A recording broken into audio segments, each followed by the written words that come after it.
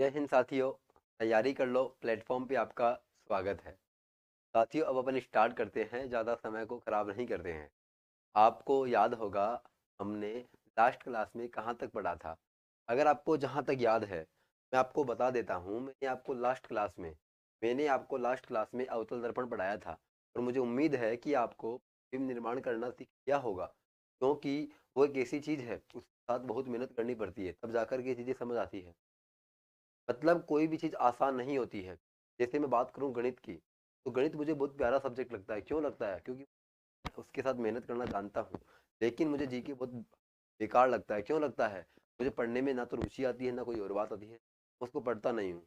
आप जिस सब्जेक्ट को जितना अच्छे से पढ़ोगे वो आपका प्यारा सब्जेक्ट हो जाएगा और आपके लिए आसान बन जाएगा। और ऐसा ही साइंस के साथ होता है। जितना समय आप दोगे वो आपका अच्छा हो जाएगा, और जिसमें जितना कम समय दोगे वो आपके लिए हार्ड हो जाएगा। तो अब अपन ज़्यादा बकवास नहीं करते हैं, सीधा मुद्दे की बातें करते हैं। देखो, आपको पता होगा मैंने आपको लास्ट क्लास में क्या बताया था। मैंने आपको लास्ट क्लास में अवतल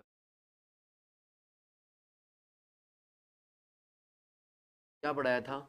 अवतल। अगर मैं बात करूं अवतल दर्पण की, अवतल दर्पण क्या होता है?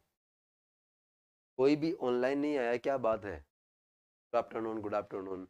नाम लेते ही शैतान हाजिर हो गए हैं।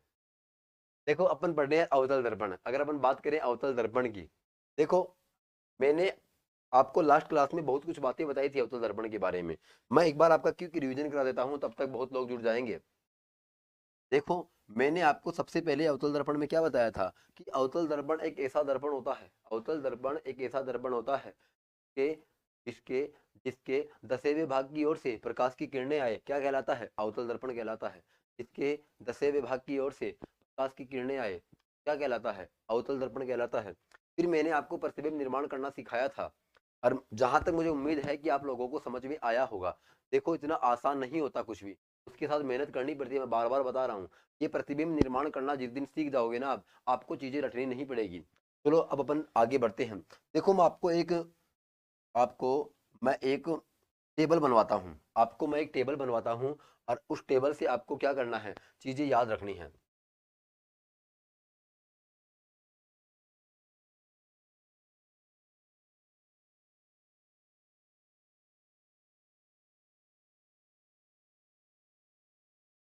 देखो, अपन एक टेबल बनाते हैं।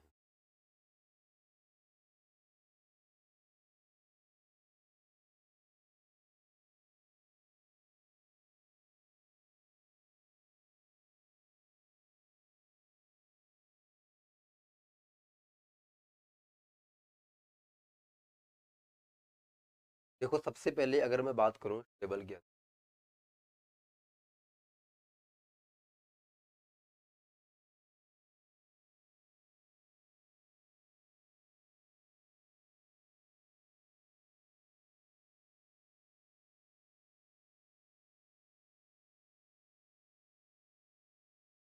अब एक बार गौर करना, अपन को टेबल में क्या करना है। सबसे पहले मैं आपको बताता हूँ टेबल के अंदर।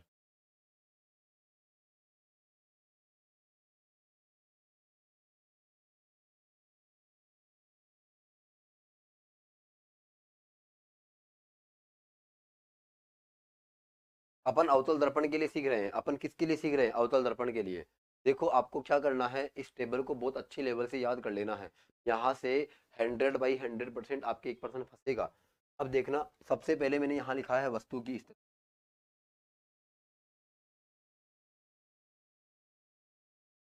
फिर मैं 2 नंबर पे बात करता हूँ,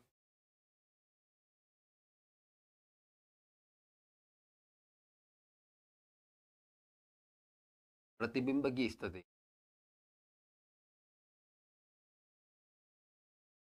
और तीसरी बात कर लेता हूँ मैं, प्रतिबिंब की प्रकृति कैसी है। प्रकृति कैसी, चलो अब अपन सीख ले।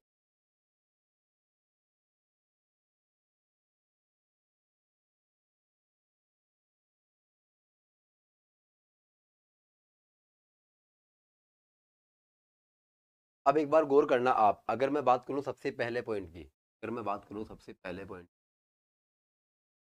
सबसे पहला पॉइंट क्या कहता है? देखो, मैं यहाँ आपको बताता हूँ।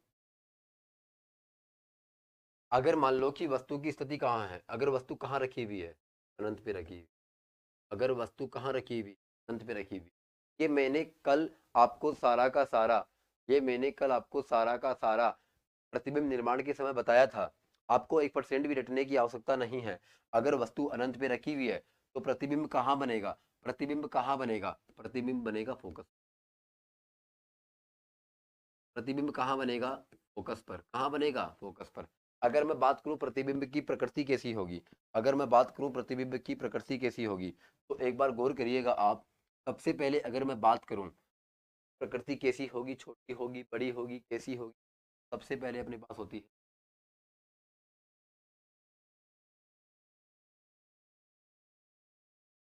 बिंदु आकार। सबसे पहले अपने पास क्या होता है, बिंदु आकार होता है।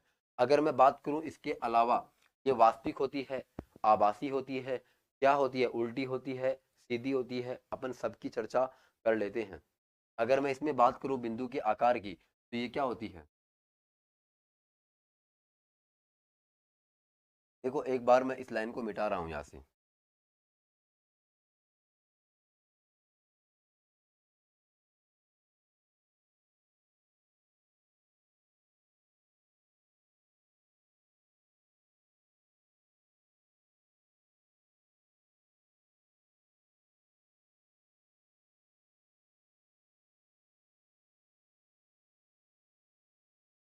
देखो अपन बात करते हैं, इसको मैं थोड़ा सा आगे बढ़ा लेता हूँ ताकि अपन को समस्याएं ना आए।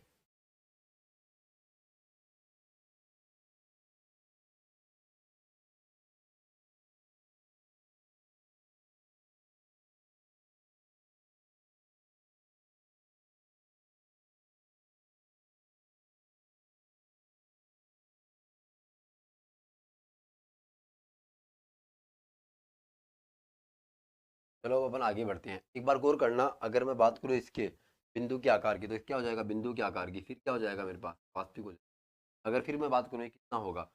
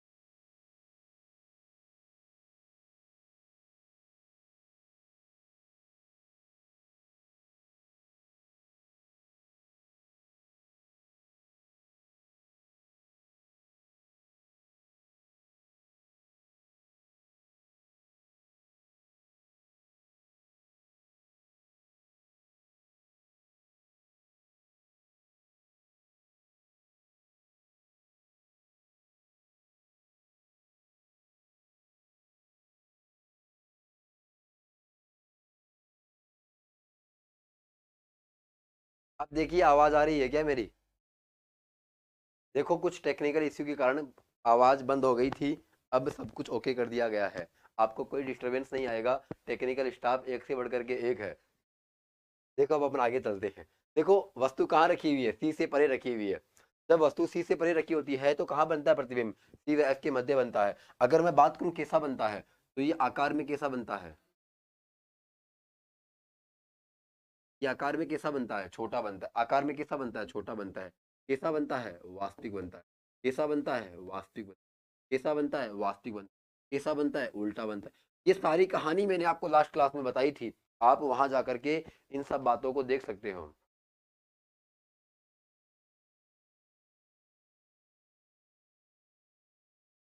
देखो अब सब आवाज मैंने सही कर दी है, अब कोई दिक्कत नहीं है। अब देखो मैंने वस्तु को कहाँ रखा है, अब मैंने वस्तु को कहाँ रख दिया है, वस्तु रखी हुई सी पर। वस्तु कहाँ रखी हुई है, सी पर। प्रतिबिंब भी कहाँ पे बनेगा, सी पर। प्रतिबिंब भी कहाँ पे बनेगा, सी पर। कैसा बनेगा, बराबर। कैसा बनेगा, बराबर। अगर मैं बात करूं कैसा बनेगा, ये वास्तविक। कैसा बनेगा, वास्तविक। अगर मैं बात करूं और कैसा बनेगा, ये उल्टा। और कैसा बनेगा, ये उल्टा बनेगा। कैसा बनेगा, ये उल्टा बनेगा।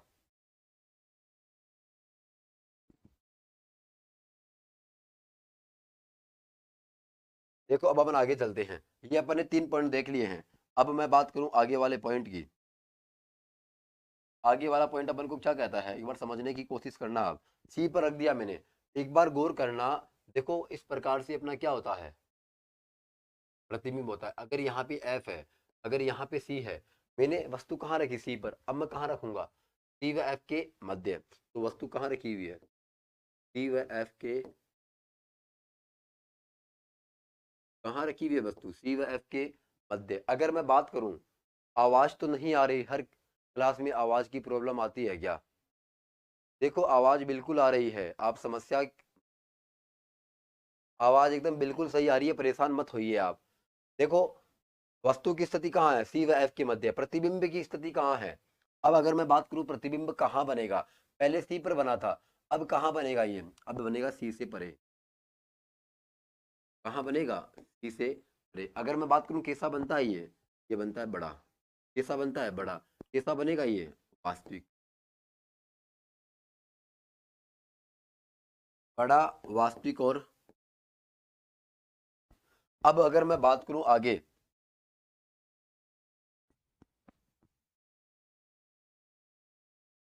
देखो अपने पास अगला पॉइंट क्या है।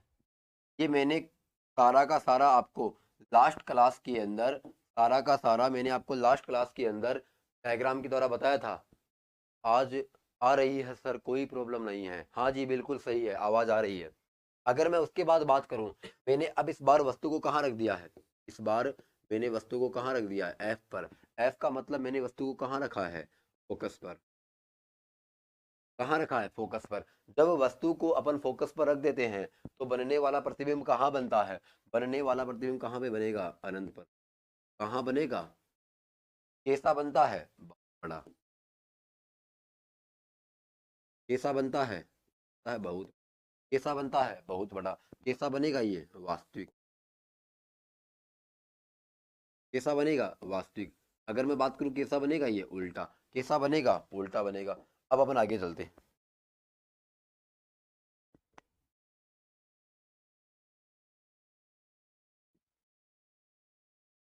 अब अपन अगला पॉइंट देखते हैं। अब देखो लास्ट पॉइंट है मेरे पास, वस्तु कहाँ रखी हुई है। अगर मैं बात करूं वस्तु कहाँ रखी हुई है, वस्तु रखी हुई है पी व एफ के मध्य।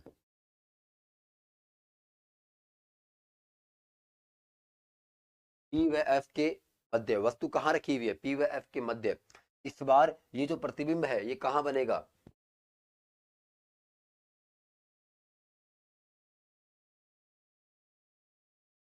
कहाँ बनेगा बताओ, दर्पण के पीछे। कैसा बनेगा, ये बनेगा बड़ा। कैसा बनेगा, ये बड़ा बनेगा। कैसा बनेगा, बड़ा बनेगा। अब देखो एक बार ये दर्पण की तरफ पीछे चला जाएगा, तो इस बार ये वास्तविक नहीं होगा, इस बार ये क्या हो जाएगा, आभासी हो जाएगा।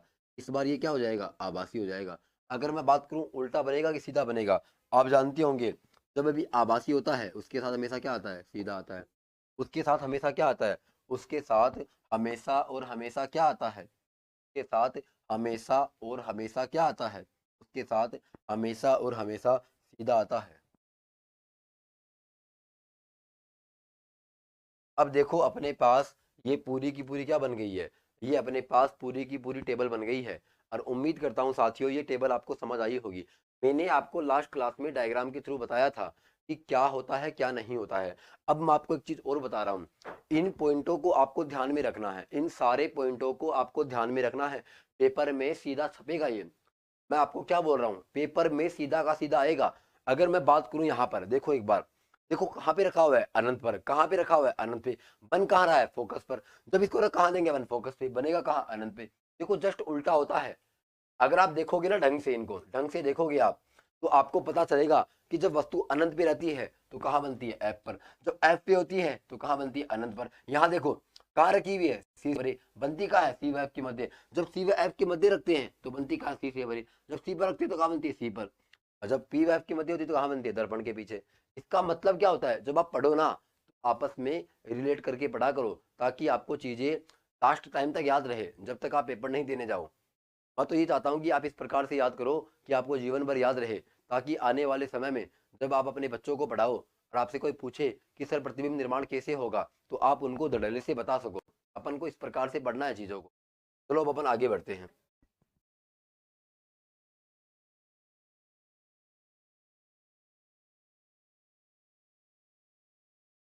देखो अब अपन 2 नंबर के पेज पे चलते हैं। देखो मैंने आपको अवतल की स्थिति बताई थी कि क्या क्या स्थिति होती है। सर, यस सर, बस गया क्वेश्चन, मेरे को समझ ही नहीं आ रहा आप क्या बोल रहे हैं। देखो अपन बात करते हैं अगले पॉइंट पर। देखो अपन पढ़ते हैं, सॉरी,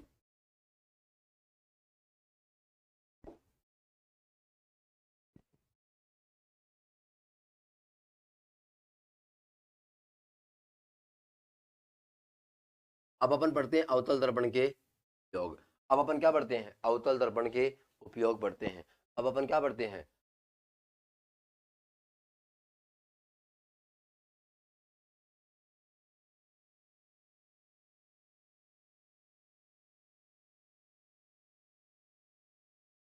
देखो अब अपन आगे बढ़ते हैं। 1 नंबर का पॉइंट अपन पढ़ते हैं। 1 नंबर का पॉइंट अपन को क्या कहता है, 1 नंबर का पॉइंट ये कहता है कि का उपयोग कहाँ होगा। देखो आपने अक्सर देखा होगा कि जब अपन दाढ़ी बनाते हैं, अपन जब दाढ़ी बनाने वाला कांच रखते हैं, तो उसमें क्या होता है, अपना जो चेहरा है वो अपन से जब बड़ा दिखेगा, तो अपन आराम से क्या कर पाएंगे, दाढ़ी कर पाएंगे। कहने का मतलब ये है कि जब अपन बालों को क्या क्या करेंगे, अब जब अपन दाढ़ी करते हैं, दाढ़ी करने से क्या होता है कि जो बाल होते हैं, इनकी जो रूट होती है, उनकी जो जड़ होती है, वो अपन को बड़ी बड़ी दिखाई देगी, ताकि अब हम आराम से क्या कर सके, दाढ़ी कर सके। इसका मतलब क्या होता है, दाढ़ी बनाने वाले कांच।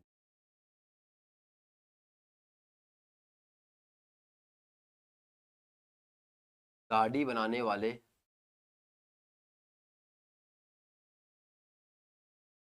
पहला इसका उपयोग यह है।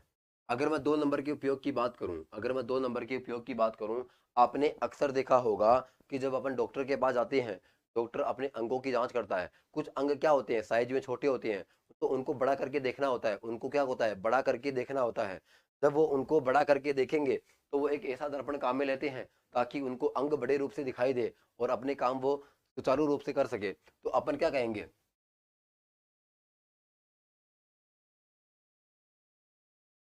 कान नाक आंख, मतलब मैं ऐसे बोल दूंगा ENT।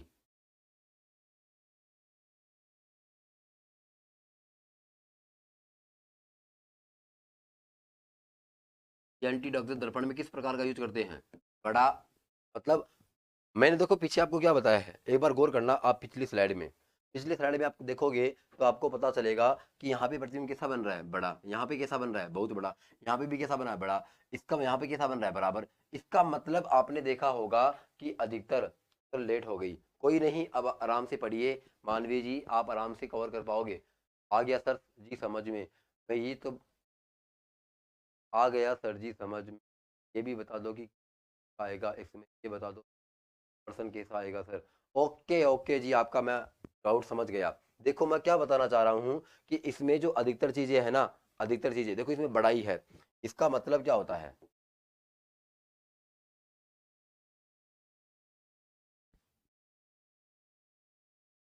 एक बार देखना इसमें आंख नाक, सॉरी कान नाक आंख, ये जो डॉक्टर होते हैं ये क्या करते हैं, अपने अंगों को बड़ा करके देखने के लिए किस दर्पण का प्रयोग करते हैं, अवतल दर्पण का प्रयोग करते हैं। तो उसके अंदर भी कौन सा दर्पण काम में लेते हैं अपन, ENT दर्पण काम में लेते हैं। फिर मैं बात करता हूँ 3 नंबर के प्रयोग की।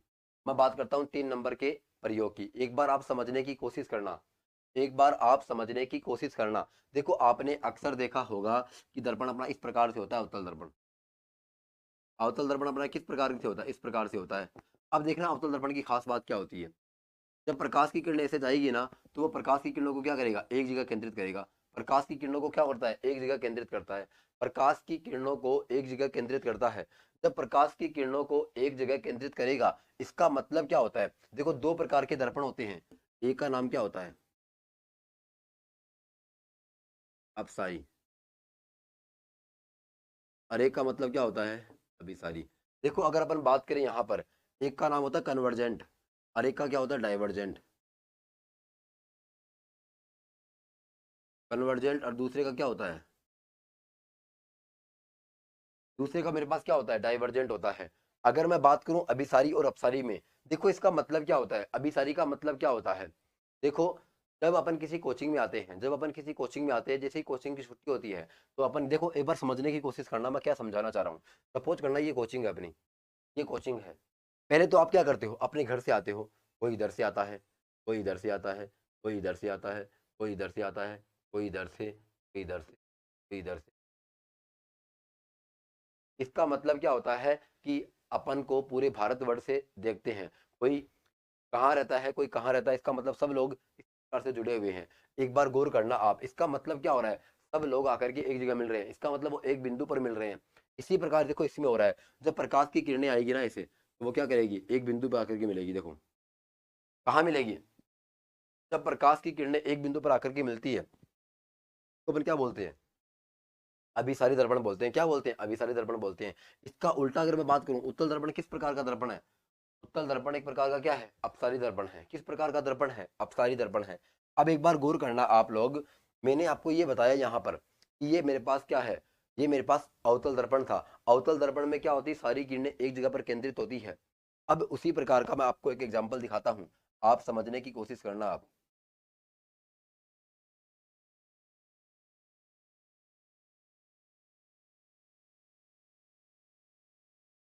अब आप एक बार समझने की कोशिश करना कि मेरे पास क्या है। मैं तीसरा नंबर का एग्जांपल बताता हूँ आपको। देखो आपने देखा होगा कि जब अपन घरों में टीवी देखते हैं, तो अपन छत के ऊपर एक क्या लगाते हैं, छत के ऊपर अपन छतरी लगाते हैं। वो कुछ इस प्रकार से होती है छतरी। छतरी क्या होती है, इस प्रकार से होती है, आपने अक्सर देखा होगा। देखो मैं आपको दिखाने की कोशिश करता हूँ। सपोज करो कि छतरी इस प्रकार से होती है, और आपने देखा होगा कि यहाँ पे क्या होता है, वो रिसीवर होता है। अब क्या होता है, सारी की सारी प्रकाश की किरणें कहाँ गिरेगी बताओ, सारी की सारी प्रकाश की किरणें इसके ऊपर गिरेगी। सारी की सारी प्रकाश किरणें यहाँ पे गिरेगी। अब वो टकरा करके क्या हो जाएगी, इसके पास जाएगी, टकरा करके क्या जाएगी, इसके पास जाएगी। आपने देखा होगा यहाँ पर ऐसे होता है गोल गोल सा, सारी प्रकाश किरणें टकरा करके यहाँ जाएगी। इसका मतलब क्या होता है, जो टीवी के जो रिसीवर्स होते हैं, उसके अंदर कौन सा दर्पण प्रयोग होता है, अवतल दर्पण प्रयोग होता है। कौन सा दर्पण प्रयोग होता है, अवतल दर्पण प्रयोग में आता है। इसका मतलब आपको चीजें समझ आई होगी। अब मैं इसका एग्जाम्पल का नाम लिखता हूँ।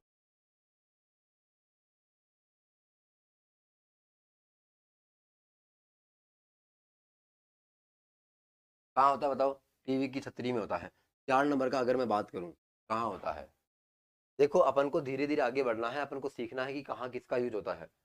अगर मैं बात करूं अवतल दर्पण का प्रयोग कहाँ होता है,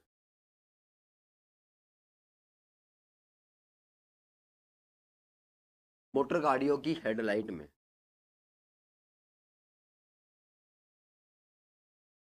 मोटर गाड़ियों की हेडलाइट में, मोटर गाड़ियों की क्या होती है, हेडलाइट में प्रयोग होता है। मोटर गाड़ियों की क्या होती है, हेडलाइट में प्रयोग होता है। अब मैं आपको बताता हूँ इसका मतलब क्या हुआ। देखो आपने अक्सर देखा होगा कि जो मोटर गाड़ियों की हेडलाइट होती है, उस हेडलाइट का प्रयोग क्या होता है, उस लाइट का प्रयोग क्या होता है, आपको पूरी रोड को देखना होता है, या फिर आपको एक निश्चित एरिया तक देखना होता है। पूरी रोड को देखने के लिए तो वहां पर हेलोजन लैंप लगे होते हैं रोड के किनारे, वो पूरी रोड को प्रकाशमान रखते हैं। लेकिन लेकिन जब आप बाइक चलाते हो, कार चलाते हो, या फिर कुछ भी चलाते हो आप साधन, तो आपको पता होगा मोटर गाड़ियों में सामने हेडलाइट लगी रहती है। वो हेडलाइट क्या होती है, एक निश्चित एरिया को प्रकाशमान करती है। इसका मतलब क्या होती है, वो सारी लाइट क्या होती है, जितनी भी लाइटें निकलती है ना, वो किसी निश्चित क्षेत्र को कवर करती है। इसका मतलब क्या होती है, वो एक बिंदु पर जाती है। लेकिन लेकिन जो बगल के अंदर जो खंभे लगे होते हैं, उसमें जो लाइट रहती है, उस लाइट का प्रकाश क्या होता है, वो पूरी रोड को प्रकाशमान रखते हैं। इसका मतलब आपको समझ आया होगा। यहाँ पर अपन को क्या करना है, मोटर गाड़ियों के हेडलाइट में। अब अपन आगे चलते हैं, 4 नंबर का एग्जाम्पल, सॉरी 5 नंबर का एग्जाम्पल। 5 नंबर का एग्जाम्पल मैं आपको बताता हूँ कहाँ इसका प्रयोग होता है। आपने अक्सर देखा होगा कि जब अपन घरों में पढ़ते हैं, जब अपन घरों में पढ़ते हैं तो आपने कभी न कभी यूज किया होगा टेबल लैंप का, आपने यूज किया होगा टेबल लैंप का। जब घर में लाइट चली जाती है और आप क्या करते हो, एक टेबल पर बैठ करके पढ़ रहे होते हो और यहाँ पे क्या होता है, वो टेबल लैंप लगा रहता है। एक बार समझने की कोशिश करना कि सपोज करो कि यहाँ पर एक टेबल लैंप लगा हुआ है,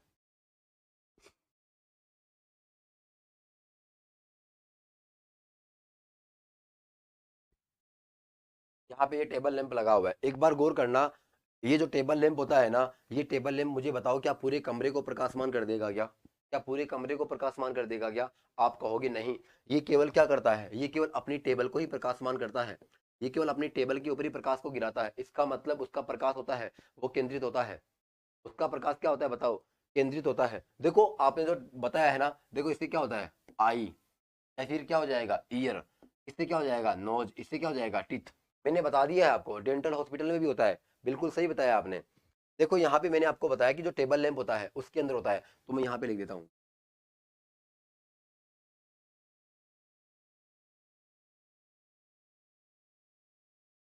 टेबल लैंप में कहाँ होता है बताओ, टेबल लैंप में होता है। इसका मतलब क्या होता है, इसके तमाम प्रकार के यूज होते हैं और उम्मीद करता हूँ कि आपको ये उपयोग समझ में आए होंगे। अब अपन आगे बढ़ते हैं। देखो इसके यूज इतने बहुत है, अब अपन आगे बढ़ते हैं। अब देखो मेरी तरफ से समतल दर्पण, उत्तल दर्पण और अवतल दर्पण पूरी तरीके से खत्म हो गया है। अब आपका काम बचा है कि आप रोज कोई ना कोई ऑब्जेक्टिव किताबें लगाइए और आपको समझ में आ जाएगा कि हमने कौन सा लेवल मेंटेन किया है। मैं विश्वास दिलाता हूँ आपको, आप कोई भी बुक लगा लेना और उस बुक के आप 95% पर्सन आराम से लगा पाओगे। जो भी आज तक पर्सन पूछे गए हैं उत्तल दर्पण, समतल दर्पण, अवतल दर्पण के, वो आप अधिकतर लगा पाओगे। तो अपन क्या करते हैं, इन चीजों को आगे बढ़ाते हैं।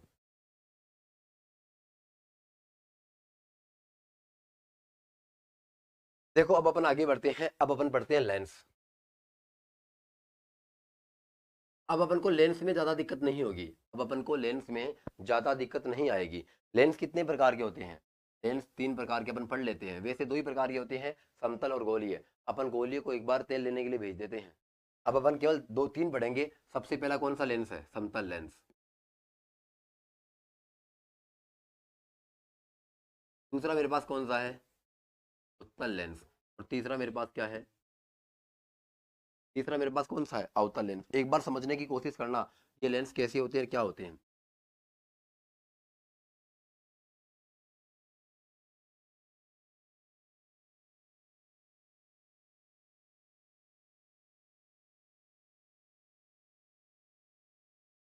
इसको क्या बोलते हैं, कॉनकेव लेंस बोलते हैं। अब एक बार गौर करना आप, लेंस कितने प्रकार के होते हैं, लेंस तीन प्रकार के होते हैं, समतल लेंस, उत्तल लेंस और अवतल लेंस।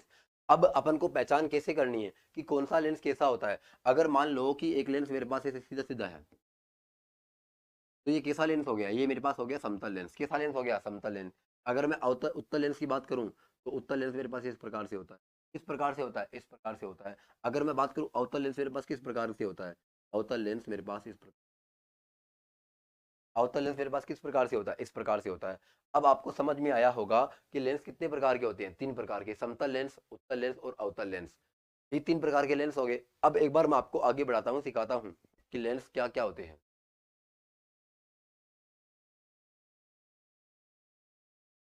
अभिसारी और अपसारी में क्या अंतर है, चलो मैं एक बार दोबारा बता देता हूँ। अभिसारी और अपसारी में क्या अंतर है, एक बार गौर करना आप।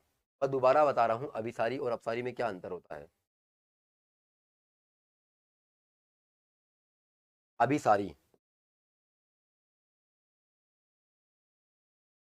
अपसारी, अभिसारी और अपसारी। देखो एक बार इनके इंग्लिश शब्दों के ऊपर फोकस करना। अपसारी को अपन क्या बोलते हैं, अभिसारी को अपन बोलते हैं कन्वर्जेंट, या फिर कन्वर्ज बोलते हैं। इसको अपन क्या बोलते हैं, डाइवर्ज, या फिर डाइवर्जेंट। अब एक बार गौर करना आप, एक बार गौर करना, मेरी बातों को आप अपने जेहन में बिठा लेना कि क्या अभिसारी होता है, क्या अपसारी होता है। मैं वादा देता हूँ आपको, आपको बिल्कुल समझ में आएगा। देखो आपने कई बार देखा होगा कि जब अपन बहुत अच्छे लेवल से तैयारी कर रहे होते हैं, सपोज करो कि आपका कोई भी पेपर है, सपोज करो कि आपका 2 महीने बाद, 3 महीने बाद या 4 महीने बाद कोई भी पेपर होने वाला XYZ, हो सकता है वो आपका SSC का हो, हो सकता है वो आपका दिल्ली पुलिस का हो सकता है वो आपको राजस्थान पुलिस का हो सकता है वो आपका फर्स्ट ग्रेड का हो सकता है सेकंड ग्रेड का हो सकता है कंप्यूटर अनुदेशक हो सकता है वो ग्राम सेवक हो। कोई भी पेपर, तमाम प्रकार के पेपर हैं।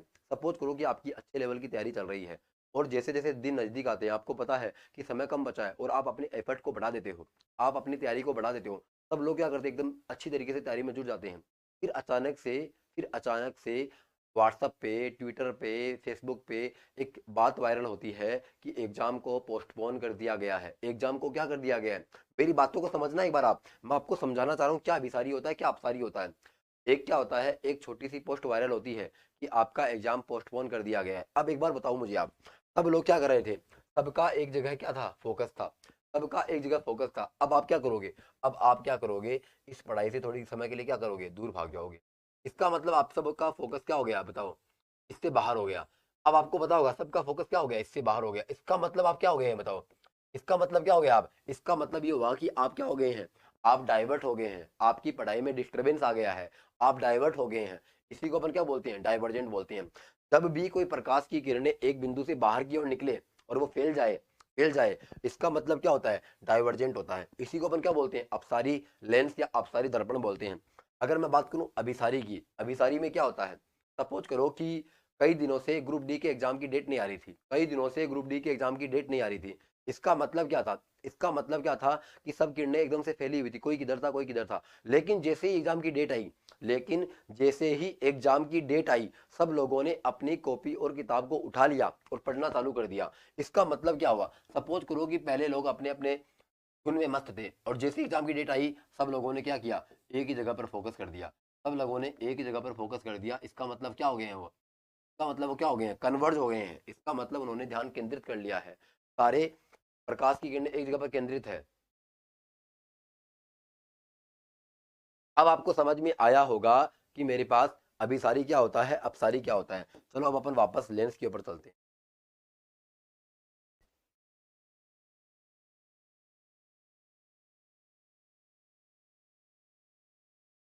देखो अब अपन आगे वापस लेंस पे चलते हैं। देखो लेंस तीन प्रकार के होते हैं, समतल लेंस, उत्तल लेंस और अवतल लेंस। देखो जो लेंस एकदम सीधा सीधा होता है उसको अपन क्या बोलते हैं, समतल लेंस बोलते हैं। क्या बोलते हैं, समतल लेंस। देखो कुछ बातें समतल लेंस की बता देता हूँ यहीं पर आप। अगर मैं बात करूँ समतल लेंस की, जो समतल लेंस होता है ना, समतल लेंस कहाँ प्रयोग होता है,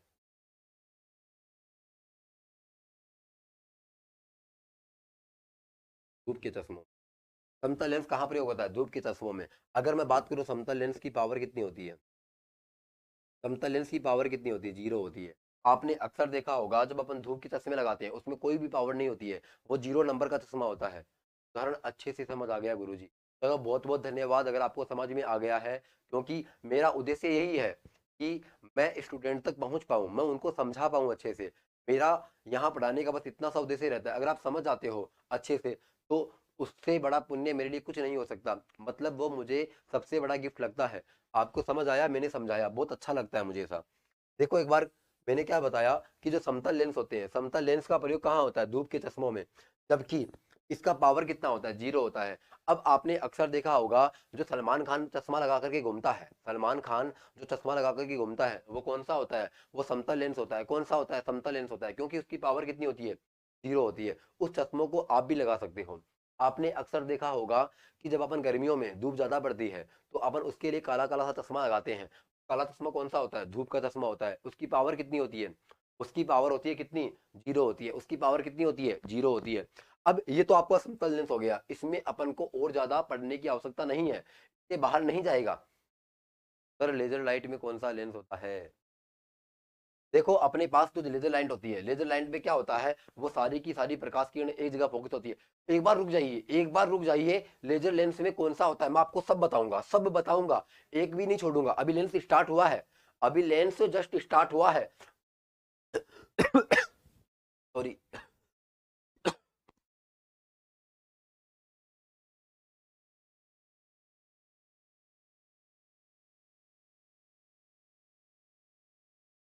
देखिए साथियों, अभी जस्ट मैंने लेंस शुरू किया है।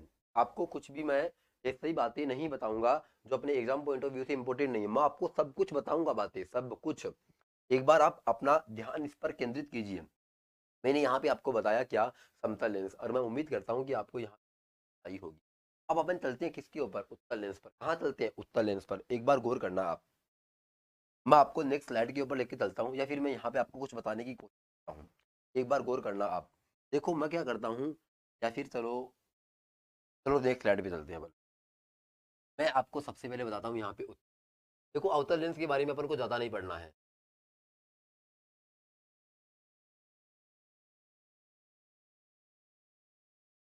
अवतल लेंस,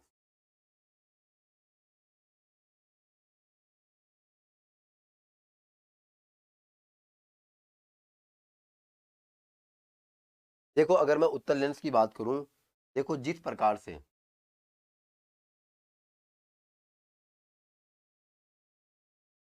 प्रकार से हम लोगों ने दर्पण के अंदर पढ़ा था, उसी प्रकार से इसमें होता है। आपने अक्सर देखा होगा कि ये जो है ना अपने पास,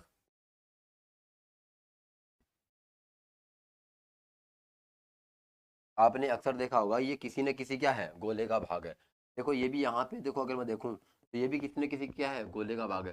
का मतलब आपको समझ में आया होगा, जो लेंस होता है ना, वो दो गोलीय लेंसों से बन के बना होता है। कहाँ से बना होता है, दो गोलीय लेंसों से मिलके बना होता है। सर जी हम 6 घंटे क्लास देखते हैं, आपका ज़्यादा खराब होती, आप बताओ क्लास लगाए ताकि आंखें कम खराब हो। चलो मैं आपको बता दूंगा, कोई दिक्कत नहीं, मैं आपको सब बातें बताऊंगा। सर रोड का चर्चा पर, मैं समझ नहीं पा रहा आप क्या बोल रहे हो। सर रोड चौराहे पर, चौराहे बोल रहे हो क्या, चौराहे? अरे मैं सब बताऊंगा, एक बार रुकिए आप, फिर रुकिए। एक बार आप यहाँ पे फोकस करिए, मैं आपको क्या समझाना चाह रहा हूँ, एक बार मुझे समझाने दीजिए। मैं आपको एक भी पर्सन नहीं छोड़ूंगा, सब कुछ बता दूंगा, मैं आपको सब कुछ बता दूंगा। मैं आपके जो भी कमेंट कर रहे हो ना, मैंने आपके सारे कमेंट पढ़ लिए, मैं आपको जवाब दूंगा, एक बार रुक तो जाइए आप। देखो मैंने क्या बताया, उत्तल लेंस में इस प्रकार से होता है। उत्तल लेंस हमेशा दो गोली लेंसों से बनता है, लेकिन जो उत्तल दर्पण होता है वो केवल और केवल एक गोली दर्पण से बनता है। अब आपको समझ आया होगा। देखो इसके बीचों बीच में ये जो है ना अपने पास कटा हुआ भाग, ये जो कटा हुआ भाग है, मैंने बताया था आपको दर्पण का भी कटा हुआ भाग क्या कहलाता है, द्वारक कहलाता है। इस लेंस का भी कटा हुआ भाग क्या कहलाएगा, द्वारक कहलाएगा। इस लेंस का कटा हुआ भाग भी क्या कहलाएगा, द्वारक कहलाएगा। क्या कहलाएगा, द्वारक कहलाएगा। अगर मैं बात करूं, अगर मैं बात करूं इसके बीचों बीच में जो पॉइंट होता है, इस पॉइंट को अपन क्या बोलते हैं, वो बोलते हैं। ये पॉइंट आपको ध्यान रखना है, ये पॉइंट आपको ध्यान में रखना है। देखो लेंस के बीचों बीच में, लेंस के बीचों बीच में जो सेंटर होता है उसको अपन क्या बोलते हैं, ऑप्टिकल, या फिर मैं हिंदी में लिख देता हूं चलो, इसको अपन क्या बोलते हैं,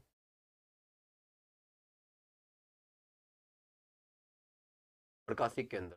इनको अपन क्या बोलते हैं, प्रकाशिक केंद्र ओ। और ए भी क्या हो जाएगा मेरे पास, द्वारक हो जाएगा। मैं यहाँ पे ए यहाँ पे क्या लिख, इसका मतलब ए और बी तो क्या हो जाएगा मेरे पास, द्वारक हो जाएगा। इस द्वारक के बीचों बीच में एक बिंदु होता है जिसको अपन क्या बोलते हैं, ऑप्टिकल सेंटर बोलते हैं। अगर सपोज करो कि एक रेखा, ये इसका क्या हो जाएगा, मुख्य अक्ष हो जाएगा।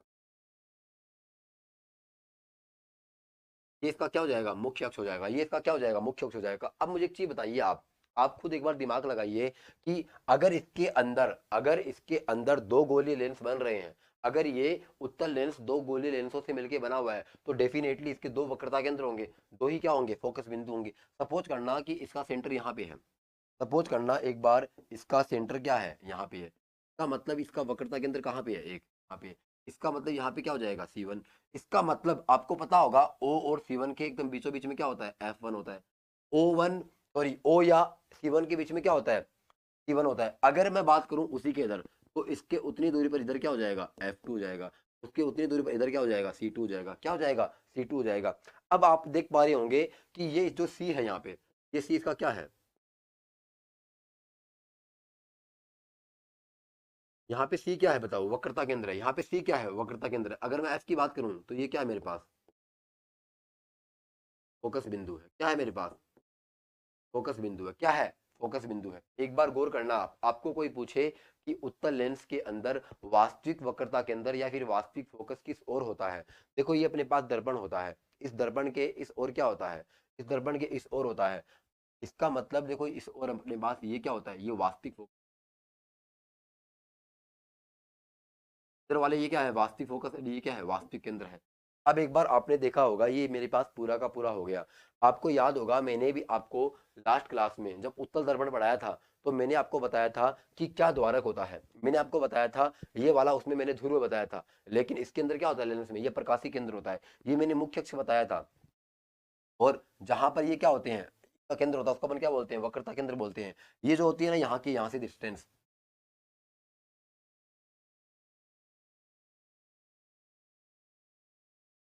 इसको अपन क्या बोलते हैं, वक्रता त्रिज्या बोलते हैं। क्या बोलते हैं, वक्रता त्रिज्या बोलते हैं। जबकि यहाँ से यहाँ तक की अपन क्या बोलते हैं, यहाँ से यहाँ तक की दूरी को अपन क्या बोलते हैं, फोकस दूरी बोलते हैं। क्या बोलते हैं, फोकस दूरी बोलते हैं। अब देखो मैंने आपको सब कुछ बता दिया है और आपको समझ में आया होगा। चलो एक बार मैं देख लेता हूँ। सर यहाँ से जो स्टडी करते हैं, अरे कैसी बात कर रहे हो अटल जी आप, कैसी बात कर रहे हो। आपको पता है क्या अपन यहाँ पे जो साइंस का लेवल मेंटेन कर रहे हैं, पता है क्या आपको, या फिर हवा में बातें कर रहे हो। यहाँ पर अपन जो लेवल मेंटेन कर रहे हैं ना, उसमें अपन बहुत अच्छी तरीके से चीजें पढ़ रहे हैं। मैं आपको एक बात बता देता हूँ अटल जी, आपने जो बातें लिख रहे हो आप, मैं इसी बात के ऊपर आपको एक बात कह देता हूँ। एक बात कहना चाहूंगा मैं आपको। आप ये जो कह रहे हो ना कि यहाँ से बढ़ करके मेरा राजस्थान पुलिस का पेपर निकल जाएगा क्या, देखो कई लोग क्या होते हैं, साइंस को ऐसे छोड़ देते हैं कि यारो कौन पढ़ेगा साइंस में, 5-7% आएंगे। लेकिन मैं एक चीज और बता देता हूँ, जो साइंस को छोड़ करके जाएंगे ना उनको सबसे बड़ा नुकसान होगा। जो साइंस को छोड़ करके जाएंगे उनको सबसे बड़ा नुकसान हो जाएगा। मैं तो यहाँ पर आपको हर लेवल मेंटेन करवा रहा हूँ, मैं सच बता रहा हूँ आपको। राजस्थान पुलिस के अंदर अगर आपने इतना पढ़ लिया ना, आप राजस्थान पुलिस का पेपर, अगर साइंस का कैसा भी पर्सन आ जाए आप चुटकियों में उड़ाओगे। क्योंकि अपन यहाँ पे अच्छी चीजें पढ़ रहे हैं, हवा में बातें नहीं कर रहे हैं अपन, बहुत अच्छी चीजें पढ़ रहे हैं अपन। और आप, मैं विश्वास दिलाता हूँ आपको, आप जिस दिन पेपर दे के आओ ना उस दिन खुद पता लग जाएगा आपको कि यहाँ से आपने कितना पढ़ा और कितना पेपर में सीधा छपा था।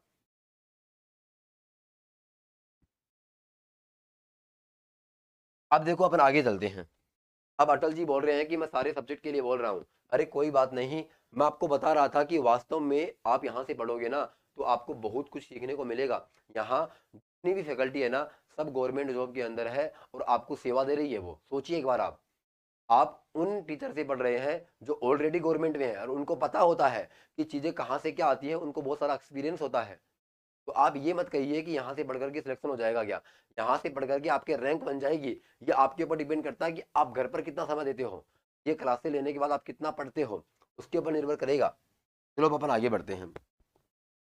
देखो मैंने आपको ये बताया उत्तर लेंस, उत्तर लेंस में आपने देख लिया होगा।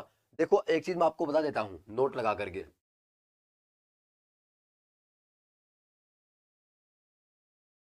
एक चीज मैं आपको नोट लगा करके लिखवा देता हूँ। नोट मैं आपको लाल कलर से लिखवा देता हूँ। नोट क्या है,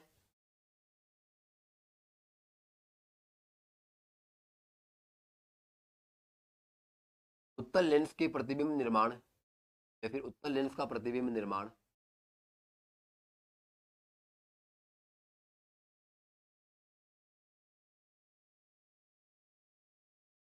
अवतल दर्पण के समान होगा।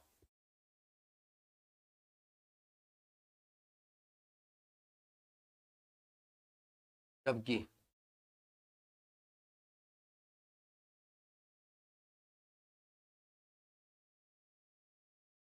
जबकि अवतल लेंस का,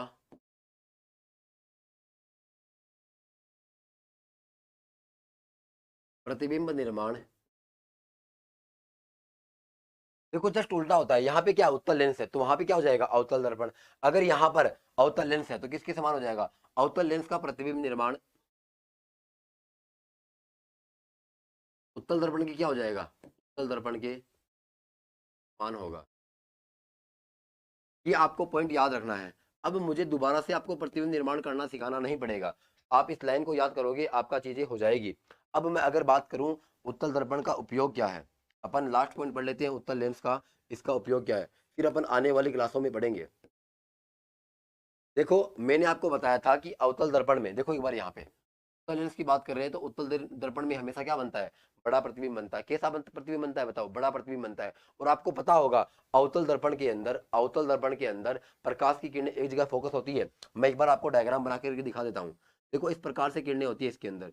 देखो अगर ये प्रकाश की किरणें ऐसे जा रही है और इसमें प्रकाश की किरणें ऐसे जा रही है, उसमें प्रकाश की किरणें ऐसे जा रही है, ये सीधी जाएगी। अगर मान लो ये यहाँ पे मिल रही है तो क्या होती है, एक जगह पर बिंदु केंद्रित हो रही है। सपोज करो यहाँ से ऐसे जा रही है तो वो क्या हो जाएगी, ऐसे केंद्रित हो जाएगी। यहाँ से जा रही है तो क्या हो जाएगी, ऐसे। मतलब कहने का मतलब मेरा ये हुआ कि वो एक बिंदु पर जाकर के मिलती है, एक बिंदु पर जाकर के मिलती है। अब देखो, तो कोई भी मेरे से लेजर पूछ रहा था ना, लेजर के अंदर कौन सा लेंस होता है, लेजर के अंदर कौन सा लेंस होता है, उत्तल लेंस होता है। क्यों होता है, आपने अक्सर देखा होगा जब अपन लेजर लाइट जलाते हैं तो वो क्या होता है, उसका प्रकाश होता है वो एक जगह पर केंद्रित होता है, उसका प्रकाश फैलता नहीं है, उसका प्रकाश फैलता नहीं है। तो आपको समझ आया होगा कि अपने पास जो लेजर होती है उसमें कौन सा लेंस होता है, उत्तल लेंस होता है। अब मैं आपको बताता हूँ, पहला तो मेरे पास क्या हो जाएगा,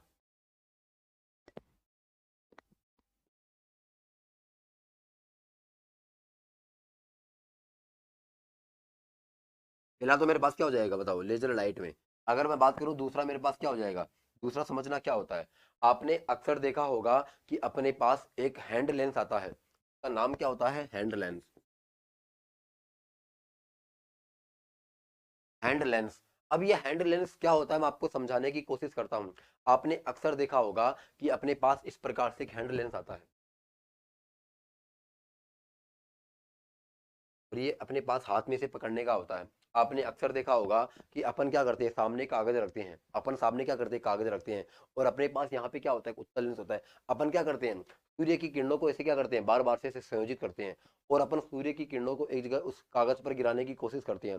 फिर मैंने क्या किया, मुझे पता चल गया कि एक जगह पर संयोजित हो रही है, तो मैंने क्या किया, उस कागज पर प्रकाश की किरणों को गिराया।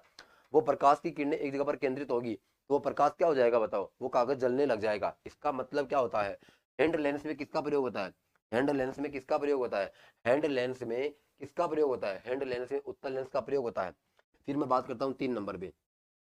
3 नंबर पे क्या होता है, आपने देखा होगा जितने भी प्रोजेक्टर सिनेमा होते हैं, जितने भी प्रोजेक्टर सिनेमा होते हैं, उसके अंदर आपको पता होगा कि पिक्चर कितनी बड़ी बनती है, सामने पर्दे पर बड़ी बनती है ना, क्योंकि उत्तल लेंस हमेशा कैसा प्रतिबिंब दिखाता है, बड़ा प्रतिबिंब दिखाता है। तो अपन लिखेंगे प्रोजेक्टर सिनेमा में।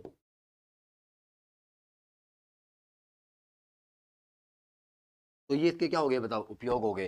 तो अपन साथियों आज के लिए बस इतना ही पढ़ेंगे, क्योंकि क्लासें और भी पढ़नी बाकी है अपने पास।